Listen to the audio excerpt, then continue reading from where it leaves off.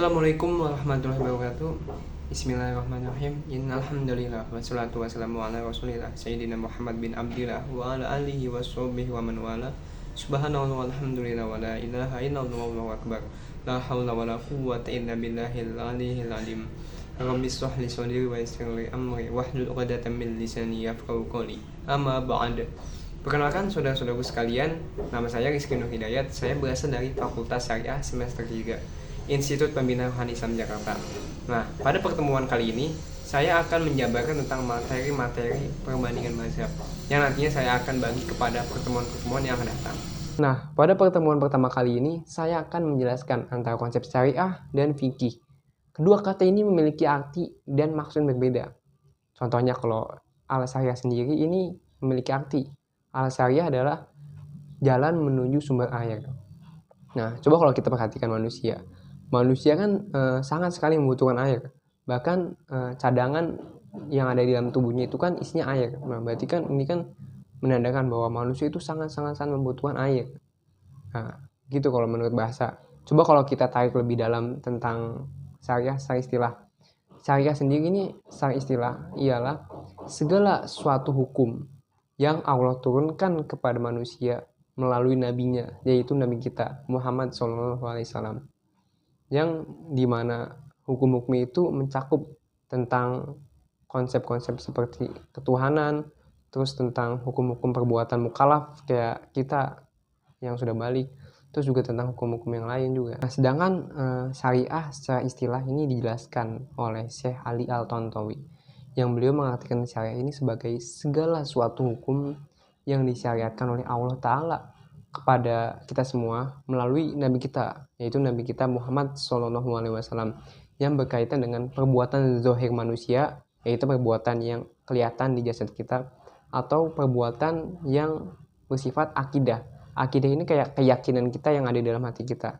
Nah, kalau kita tarik lagi, kita gabungan antara syariah secara istilah dan syariah secara etimologi, ini bisa diartikan sebagai manusia. Kalau tidak membutuhkan, manusia itu sangat sekali membutuhkan. Nah, kalau kita gabungan antara syariah secara bahasa dan syariah secara istilah, ini bisa diartikan sebagai manusia itu sangat sekali membutuhkan hukum-hukum yang Allah turunkan. Karena kalau tidak, manusia itu akan menjadi orang yang rugi, baik di dunia maupun di akhirat kelak. Kemudian kata syariah sendiri ini sempat disinggung oleh Allah Ta'ala dalam firman-Nya, surat Al-Jasiyah ayat 18. A'udzubillahi minasyaitonirrajim. Bismillahirrahmanirrahim. Summa ja'alnaka 'ala sayatim minal amri fattabi'ha wa la tattabi' ahwa'al ladina la ya'lamun. Yang artinya, kemudian kami jadikan engkau wahai Muhammad SAW yang mengikuti syariat itu, yaitu agama yang Allah turunkan. Selanjutnya, syariah sendiri ini mencakup berbagai macam pokok-pokok keagamaan, seperti misalkan yang pertama, masalah ilmu tauhid, yang isinya itu nanti akan menjelaskan tentang sifat-sifat wajib bagi Allah, sifat mustahil, sifat jaiz, dan juga membahas tentang sifat-sifat Rasul dan masalah-masalah keakhiratan lainnya. Dan yang kedua ini membahas tentang akhlak, menjaga agar akhlak kita dengan manusia lainnya itu bisa stabil dan bisa terjaga. Dan juga nanti akan membahas tentang akhlak seorang anak kepada orang tuanya dan akhlak seorang murid kepada gurunya. Dan yang ketiga ini menjelaskan tentang hukum-hukum mukallaf, kayak misalkan hukum wajib, hukum haram, sunnah, mubah, makruh. Syekh Muhammad Saltuk ini menegaskan ya, agar syariat itu bukan hanya sebagai ilmu yang ada di buku atau ilmu-ilmu teori, tapi bisa diimplementasikan oleh manusia di dalam kehidupannya sehari-hari. Artinya itu diamalkan, jangan cuma kita baca tapi nggak diamalkan. Seperti bagaimana kayak misalkan burung itu terbangan dengan menggunakan 2 sayap ya. Nah, kita juga seorang manusia itu harus mengamalkan, belajar dan mengamalkan ilmunya. Syekh Muhammad Saltot sendiri ini menegaskan ya, agar syariat itu bisa diimplementasikan di kehidupan manusia. Agar syariat itu bukan hanya sekedar ilmu teoritis saja, melainkan harus bisa diimplementasikan oleh manusia di kehidupan sehari-hari. Yang artinya kita sebagai manusia itu ketika tengah belajar, entah di majelis ilmu, entah di YouTube, atau mungkin kita baca buku, kita sebisa mungkin harus mengamalkan ilmu yang sudah kita dapati.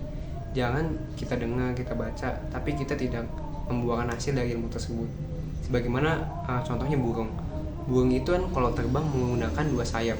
Artinya burung itu tidak akan terbang kalau menggunakan 1 sayap. Nah, kita tarik ke diri kita. Kita ingin menuju Tuhan, kita ingin menuju Allah, itu harus menggunakan 2 kaidah. Yang pertama, ilmu dan amal. Nah, kalau salah satu ini ada yang kurang, itu tidak bisa kita mencapai menuju Tuhan. Begitu juga kan, kita harus mengamalkan ilmu dan amal. Nah, itu syariat. Pembahasan berikutnya ialah fikih. Fikih ini berasal dari kata faqiha yafqahu fikhan, yang artinya pemahaman yang mendalam terhadap asal, tujuan, dan perbuatan. Nah, di sini bisa diartikan dengan mudahnya, yaitu pemahaman seseorang terhadap suatu masalah yang nanti orang tersebut mengerti tujuan, hikmah terkait masalah yang tengah dihadapinya. Nah, sebab-sebabnya, terus juga nanti dia bisa mengatasi masalah tersebut. Nah, sedangkan secara istilah, fikih ini menurut Imam Syafi'i yang dikutip oleh Imam Syuqi dalam kitabnya yang berjudul Jam'u al-Jawami. Menurut beliau, fikih ini adalah ilmu yang membahas tentang hukum-hukum syar'i yang bersifat amali, yang digali dari dalil-dalil yang terperinci. Nah, sewaktu Allah menyuruh kita untuk melaksanakan sholat, nah kita ini nggak tahu tuh caranya sholat bagaimana, terus yang membatalkan sholat bagaimana, terus juga nanti rukun-rukunnya dan cara kita untuk melaksanakan sholat itu belum dijelaskan di dalam Al-Quran. Nah, hadirlah selanjutnya kitab-kitab fikih yang telah dibukukan oleh para ulama, yang isinya itu menjelaskan tentang ilmu hukum-hukum syar'i seperti sholat, terus caranya bersuci dan sebagainya. Yang hukum itu diambil dari dalil-dalil terperinci, yaitu Al-Quran, hadis, atau ijma ulama. Nah, itulah yang dimaksud fikih itu seperti itu. Objek kajian ilmu fikih ini terbagi menjadi 2 objek kajian. Objek kajian pertama ini adalah hubungan yang mengatur antara seseorang hamba dengan Tuhannya. Nah, contohnya seperti kayak misalkan kewajiban untuk melaksanakan sholat 5 waktu, terus puasa, zakat, haji, dan sebagainya. Yang isinya itu mengatur hubungan tentang hamba dengan Tuhannya. Nah, objek kajian yang kedua ini membahas tentang hubungan seseorang dengan orang lain, yang kaitannya itu antara manusia dengan manusia lainnya. Kayak contohnya misalkan hukum-hukum yang mengatur tentang perkawinan. Ini adanya di fikih munakahat.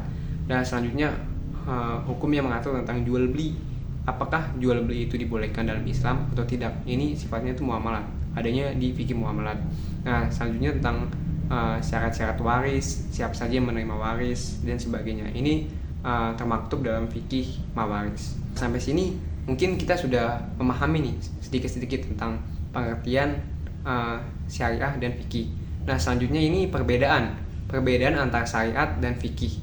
Kalau syariat ini, sebagaimana tadi yang saya sudah jelaskan, ini ialah segala peraturan yang Allah tetapkan untuk manusia, yang sifatnya itu tidak bisa dirubah.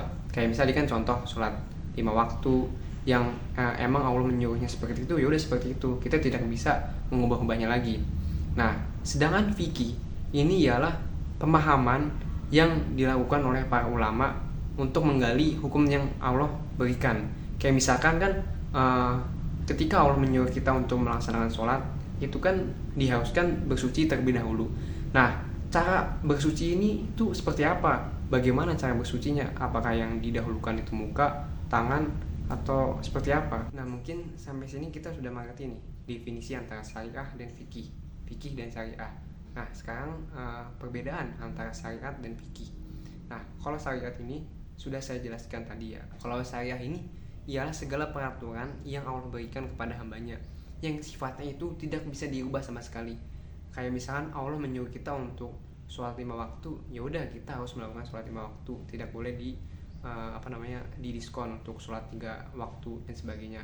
Nah, sedangkan fikih ini ialah pemahaman kita terkait hukum-hukum yang telah Allah berikan. Kayak misalkan contohnya kayak misalnya berwudu, Allah itu menjelaskan di dalam Al-Quran kalau berwudu itu yang diusap itu harus muka, terus tangan, sebagian kepala, dan kaki. Nah, di fikih inilah dijelaskan oleh para ulama batasan-batasan dalam mengusap. Apakah yang diusap itu semua kepala sampai belakang, terus juga batasan mana saja yang diusap untuk tangan, apakah seluruh tangan sampai lengan atau seperti apa. Nah ini fikih. Fikih ini membahas tentang hukum-hukum yang Allah berikan. Nah mungkin dari sini mudah dipahaminya ya.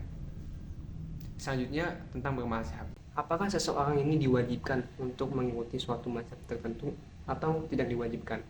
Nah sebelum masuk ke pertanyaan itu, kita harus tahu dulu nih, apa sih definisi mazhab? Nah, mazhab sendiri ini sebagaimana dikemukakan oleh salah satu ulama saya yang sekarang sudah almarhum, yaitu Syekh Shoaib Ramadan Al-Buti, Allahyarham, mengatakan bahwasanya mazhab itu ialah metode jalan pikiran imam mujtahid dalam mengemukakan suatu hukum berdasarkan Al-Quran dan As-Sunnah. Nah, kita sebagai orang awam yang baru memulai untuk memahami suatu hukum yang ada di Al-Quran atau hukum Islam, ini sangat jauh sekali dikatakan seorang imam mujtahid. Nah nanti pembahasan imam mujtahid ini akan dijelaskan pada video yang akan datang. Nah makanya dari itu kita ini sangat dianjurkan untuk bermazhab, karena menurutnya bermazhab ini adalah salah satu cara agar pengamalan agama kita itu benar sebagaimana Rasulullah SAW. Nah bermazhab sendiri itu mengikuti metodologi ulama yang dikenal sebagai Imam Al-Arba'ah, yaitu Imam Mujtahid yang 4, yaitu Imam Hanafi, Imam Maliki, Imam Syafi'i, dan Imam Hanbali. Nah, jadi menurut beliau itu kita sebagai orang awam itu sangat ditekankan untuk mengikuti mazhab tertentu. Salah satu ulama besar Indonesia yang masuk dikenal orang sebagai pendiri dari organisasi Islam Nahdlatul Ulama, yaitu Kiai Haji Hasyim Asy'ari.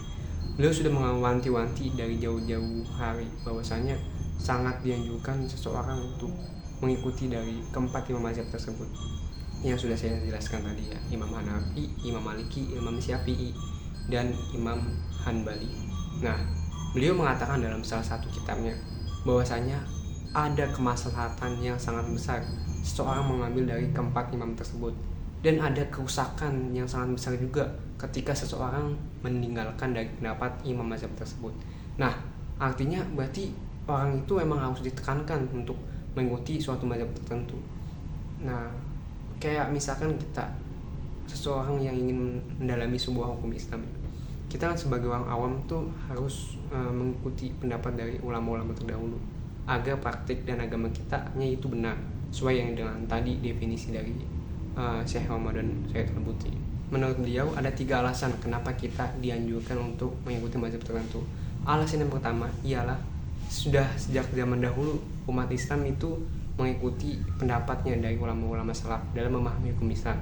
Contohnya kayak misalkan para tabiin dalam memahami hukum Islam ini mengikuti para sahabat, dan juga nanti begitu juga para tabi'ut tabiin mengikuti tabiin, dan juga kita kan mengikuti guru kita. Guru kita ini memiliki sanad keilmuan kepada gurunya kepada gurunya sampai kepada imam mazhab dan sampai kepada Rasulullah SAW. Alasan yang kedua ini mengikuti sabda Rasulullah SAW. Nabi Muhammad SAW bersabda, sesungguhnya umatku tidak akan bersepakat dalam kesesatan. Maka jika kalian melihat perselisihan, maka ambillah golongan yang paling besar. Sebenarnya mazhab-mazhab dalam Islam ini sangat banyak, terutama dulu itu ketika zaman keemasan Islam. Nah, mungkin karena terjadinya konflik-konflik negara, terus juga banyak murid-murid mereka yang berpindah mazhab dan tidak ada lagi yang dibukukan, akhirnya mazhab-mazhab ini semakin punah. Yang sekarang tersisanya itu hanya 4 imam mazhab.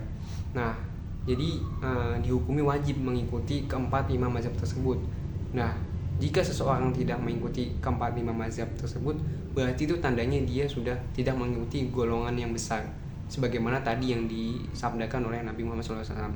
Nah, selanjutnya keempat imam mazhab inilah yang menjadi landasan bagi ulama dunia sekarang. Jadi hukumnya sangat ditekankan sekali mengikuti keempat imam mazhab tersebut. Nah, maka dari sini kita lebih baik mengikuti fatwa dari keempat imam mazhab tersebut yang sudah jelas kredibilitasnya, dari keilmuannya, ketakwaannya, kezuhudannya, dan juga mengikuti orang-orang yang mengikuti pada mereka, kayak murid-murid mereka dan seterusnya. Beliau juga mengatakan bahwasanya kita itu harus hati-hati, jangan ceroboh dalam mengemukakan suatu hukum yang ada di Al-Quran dan ada di Sunnah, karena seseorang yang bisa dikatakan sebagai mujtahid ini harus memiliki syarat-syarat tertentu, yang nanti akan dibahas pada video yang akan datang. Nah, maka dari itu beliau mengatakan bahwasanya kita sebagai orang awam ini hanya dihukumi sebagai taklid, yaitu mengikuti pendapat-pendapat mereka. Nah, jadi sudah jelas ya, bermazhab ini tuh sangat penting sekali bagi kita orang awam untuk mengetahui suatu hukum Islam agar praktik keagamaan kita itu benar sesuai dengan ajaran Nabi Muhammad SAW. Nah, mungkin sekian pada penjelasan bab pertama ini, nanti akan dijelaskan pada bab yang akan datang. Assalamualaikum warahmatullahi wabarakatuh.